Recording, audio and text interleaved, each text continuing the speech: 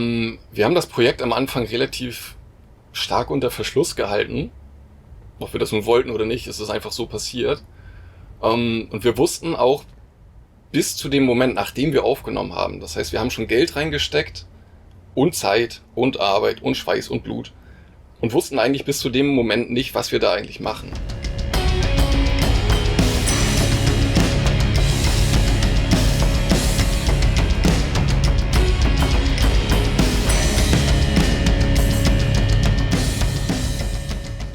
Das, was man sich als Außenstehender als magischen Moment vorstellt, das heißt dann der Moment, in dem man das erste Mal die Platte physisch in der Hand hält, ist im Grunde im Leben eines Musikers nicht wirklich der magische Moment, den man sich so vorstellt. Das heißt, für uns sind die Stücke Monate vorher fertig und für mich ist meistens der magische Moment der, in dem wir das erste Mal ein Demo fertig haben, in dem entweder zumindest alles einigermaßen so aufgenommen ist, wie man sich das am Ende vorstellt, oder es ist tatsächlich wirklich so, dass man denkt, okay, wir nehmen das genau so auf.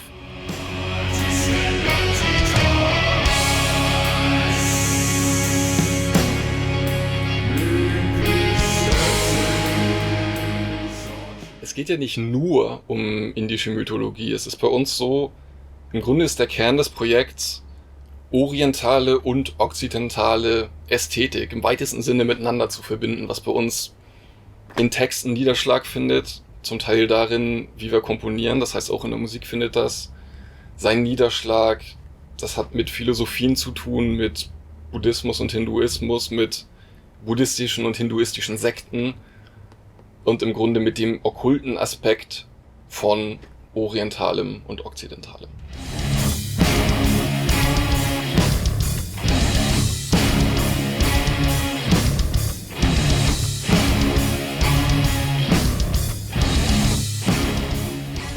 Dass wir am Anfang nur eine EP aufgenommen haben und kein Album, das liegt vor allen Dingen daran, zum einen haben wir unglaublich viel ausgesiebt von dieser langen Experimentierphase, die wir in dem Jahr vor dem Aufnehmen hatten. Und zum anderen sind wir nur zu zweit.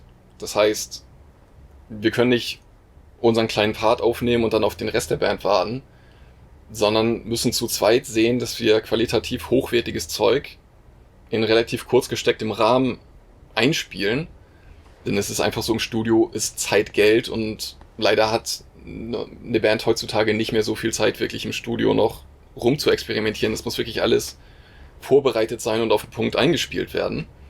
Das heißt für mich, ich muss 5 Gitarrenspuren einspielen, dann den Bass dazu, muss beim Einspielen so mental auf der Höhe sein, dass ich weiß, welche Spur ich gerade einspiele. Und das ist einfach, das erlaubt es uns nicht, ein Album aufzunehmen mit 12 Stücken, das 60 Minuten Spielzeit hat.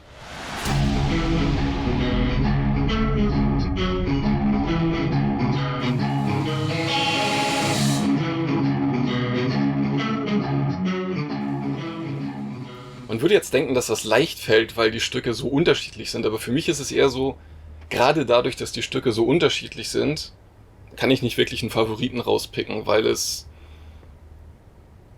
für mich sind alle 4 Stücke einfach Teil eines Ganzen und dadurch ergibt sich eine EP, die nur mit diesen 4 Stücken Sinn ergibt. Es ist ja auch so kurz, dass dass ich sie zumindest fast immer am Stück höre.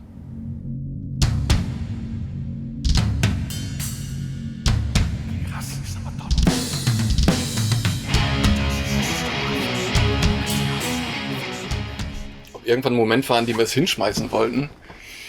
Wir haben die Platte schon ungefähr ein Jahr, nachdem wir angefangen haben, Material zu schreiben, aufgenommen. Und es gab zu dem Zeitpunkt es gab keine großen Hindernisse. Wir haben relativ schnell beschlossen, wo wir hin wollten. Wir haben für Leute, die sich noch nicht so lange kannten, Leute, die auch noch nicht lange zusammen gespielt haben, auch erstaunlich früh den Beschluss gefasst, dass wir Geld investieren wollen, dass wir eine Platte aufnehmen, professionell und nicht ein semi-professionelles Demo. Und ich kann mich gut erinnern, es gab einen Moment, relativ kurz bevor wir wirklich das erste Mal im Studio waren. Und ich habe dann auch gefragt, findest du nicht auch, dass es seltsam ist? Wir haben uns noch nie gestritten, noch nie großartig Meinungsverschiedenheiten gehabt. Ob das nicht ein ziemlich großes Risiko ist und jetzt sowas zu machen, was so auf die Psyche geht, wie ein Album aufnehmen und wirklich auszutarieren, wo wir am Ende hinwollen. Das heißt, wir wussten auch nicht so genau, wo der andere steht, was das Material am Ende hergibt, wo wir damit landen. Das heißt, da war schon so ein bisschen Risiko drin, aber dadurch war es halt auch spannend. Es war was Neues.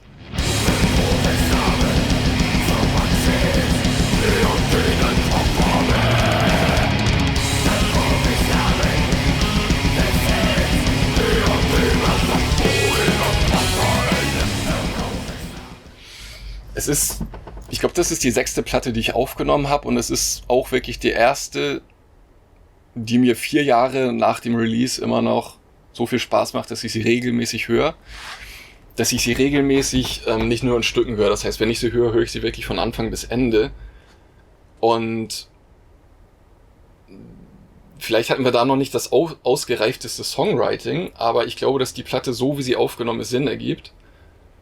Und ich würde tatsächlich nichts ändern. Wir haben einen Sound, den wir ziemlich genau so jetzt beim nächsten Album wieder genau haben wollen, weil er wirklich genau das ist, was wir wollen. Und wo Jörg Uken und Ali Orhan auch einfach unglaublich gute Arbeit geleistet haben. Das heißt, was das angeht, gibt es nichts zu verbessern. Und für mich ist es auch so, für mich ist ein fertiges Album auch einfach sowas wie ein Zeitzeuge. Das heißt, für mich würde sowas wie eine Neuaufnahme oder Neuaufnahme in einer anderen Version nicht wirklich in Frage kommen, weil das für mich nicht viel Sinn ergibt.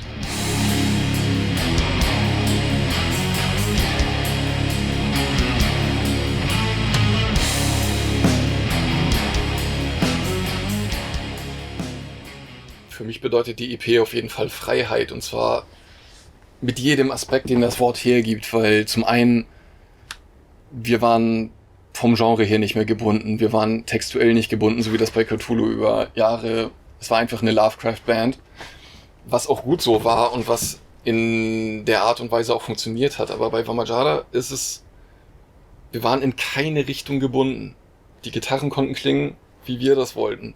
Ich musste mich mit keinem zweiten Gitarristen absprechen. Die Drums konnten so klingen, wie N das wollte.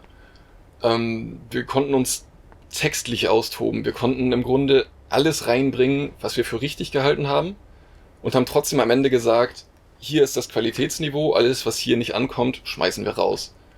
Wodurch unglaublich wenig von dem, was wir geschrieben haben, stehen geblieben ist.